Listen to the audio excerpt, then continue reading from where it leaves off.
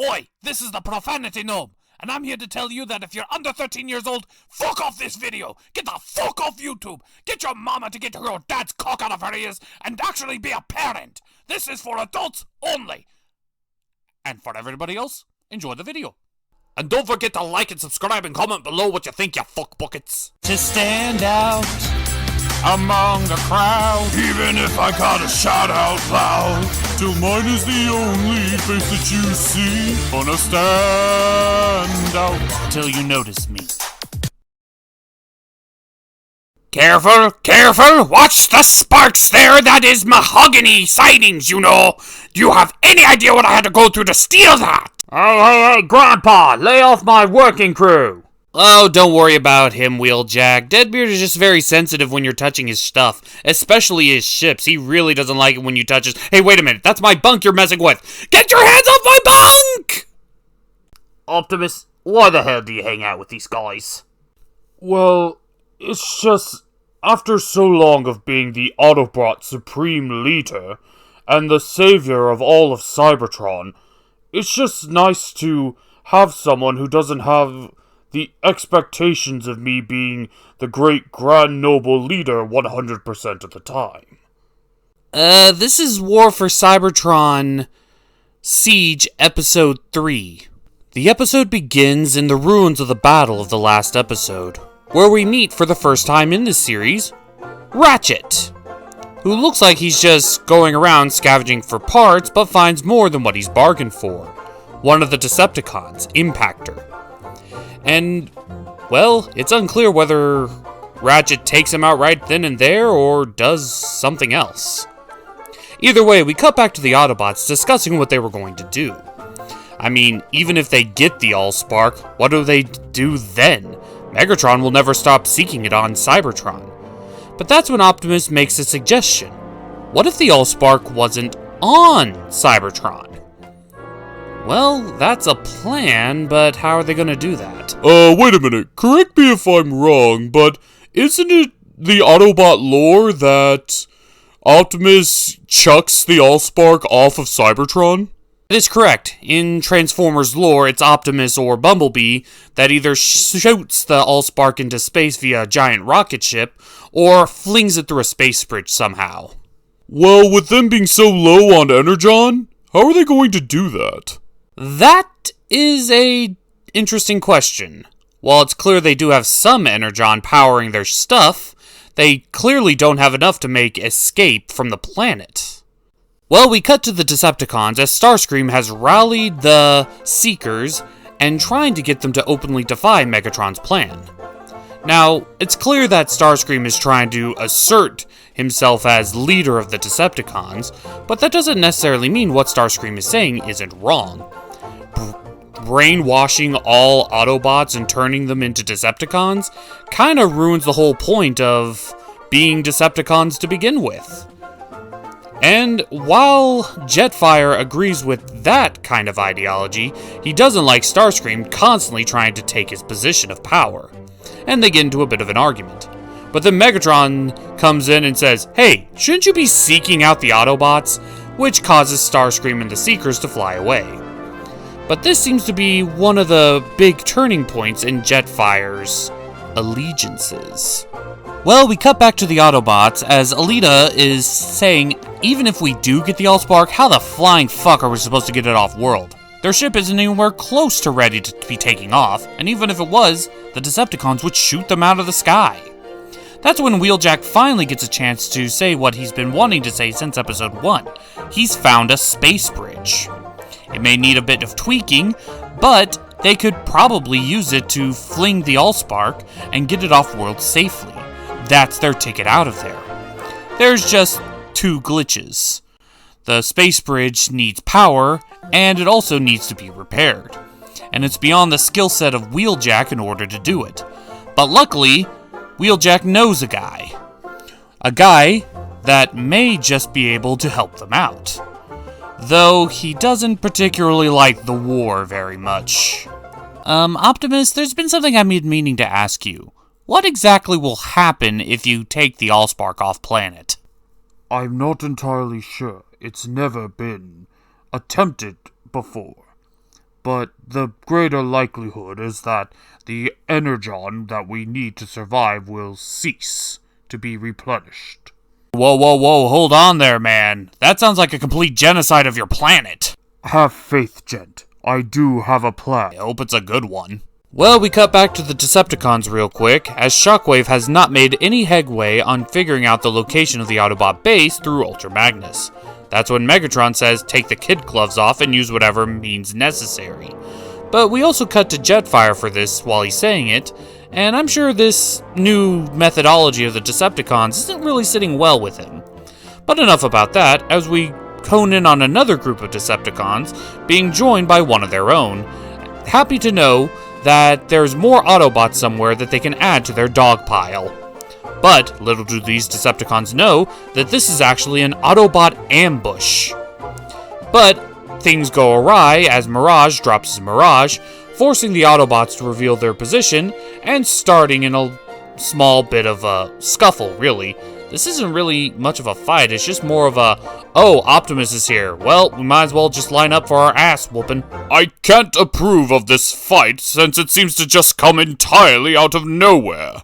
It could be cut from the entire script and nothing would change of this episode. Well, after that seemingly pointless fight, Optimus and the others make their way all the way to a theater where they meet Ratchet, who's not particularly happy to see them.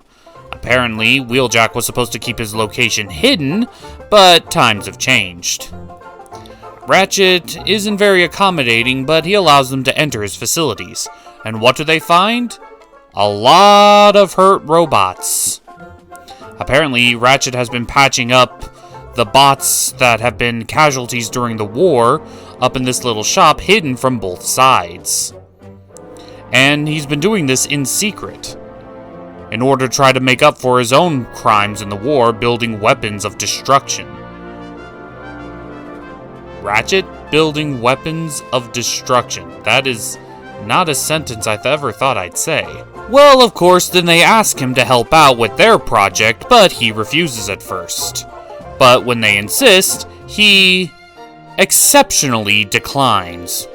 But when offered to fight, Mirage tries to square up, but then he's attacked by Impactor. Wait, so Autobot Ratchet isn't just fixing up Autobots? He's fixing up Decepticons too? Apparently, he's gotten a soft spot for both sides, as he's a true neutral party, or at the very least, a lawful neutral, helping out whichever side he wants, just as long as there's no fighting in his facility.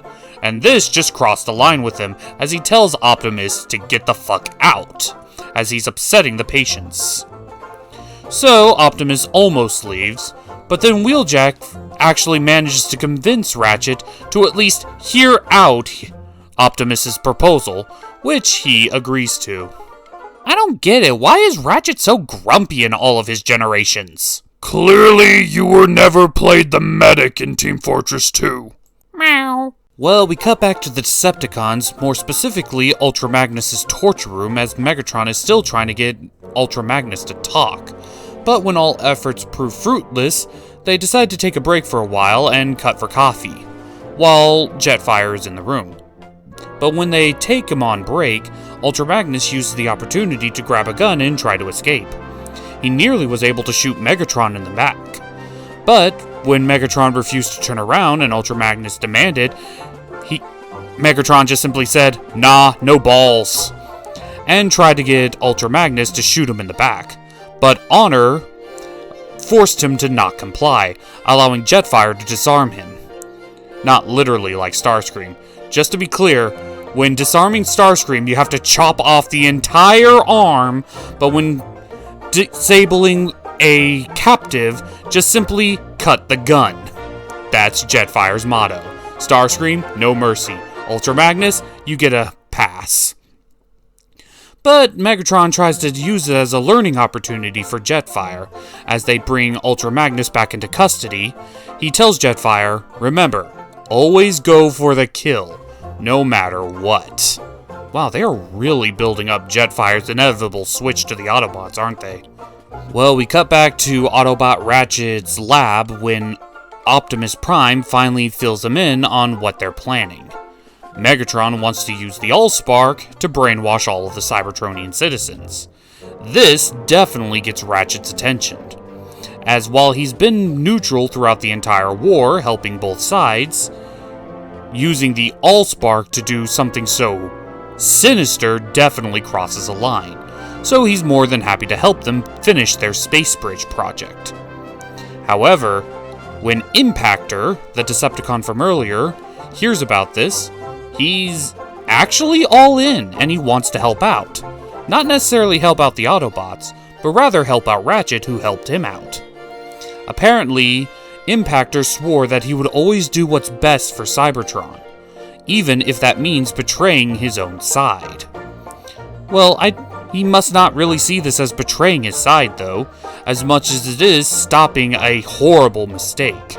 He doesn't particularly like the Autobots, but they do still bring him along because fighting him over this would take a lot more time that could be used for more fruitful means. But that doesn't mean Optimus and Alita genuinely trust him just yet.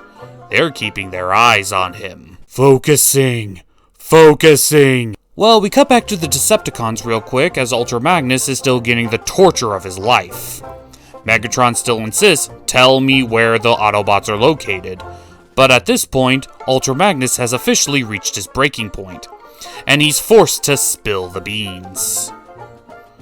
Well, we cut back into a desert, as they're all leading each other to the space bridge's location, when all of a sudden, they stop and order Impactor to relieve himself of his communication chip. Ratchet actually protests this, but Impactor complies, and he throws his communication chip downward so he can't contact the Decepticons. However, this seems to be a double-edged sword, as now they're able to pick up Impactor's location, and Skywarp and Jetfire head over and discover the Autobot base. Skywarp is thrilled in knowing that they'll get a huge promotion out of this, and he wants to tell Megatron immediately, but Jetfire is a lot more hesitant. He realizes that Megatron has been very much not on his game with honor and dignity lately, using very underhanded tactics over the courses of this, and he doesn't want to tell him just yet. But when Skywarp still refuses and wants to tell him immediately, Jetfire has no choice but to go on the offensive, actually shooting Skywarp in the back to try to stop him, but Skywarp ends up leaving. Well, that could have gone worse. Imagine if it was Starscream who picked up the transmission and not Jetfire. Well, the episode ends with Megatron giving a big speech at the pits of Kaon, rallying all the Decepticons together to try to hunt down the Allspark. And while Starscream is busy shooting some other Autobots, Skywarp appears before him. But he's not in a very good condition. He's nearly dead. He only has enough time to tell Starscream that it was actually Jetfire that shot him and not an Autobot. And Starscream wastes no time in playing into this to his strengths. And as Megatron continues his speech, battle lines are being crossed, loyalties tested, and the certainty of the future of all of Cybertron now hangs in the balance of who can get the Allspark first. And thus, this is the end of Episode 3. And that was Transformers War for Cybertron Siege Episode 3.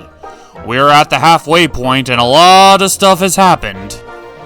From allies betraying friends, friends becoming foes, foes becoming friends, and neutral parties being forced to choose a side because boundaries are constantly being crossed. This episode had it all, and it's very hard to talk about each individual thing separately, especially in the fan of my wrap-ups. But if there's one thing I do have to say, it's I actually want less fighting, and more of them keeping the plot moving and saving the action scenes for the finale. Because honestly, a lot of the action scenes, especially that one with Mirage, feels a little bit forced.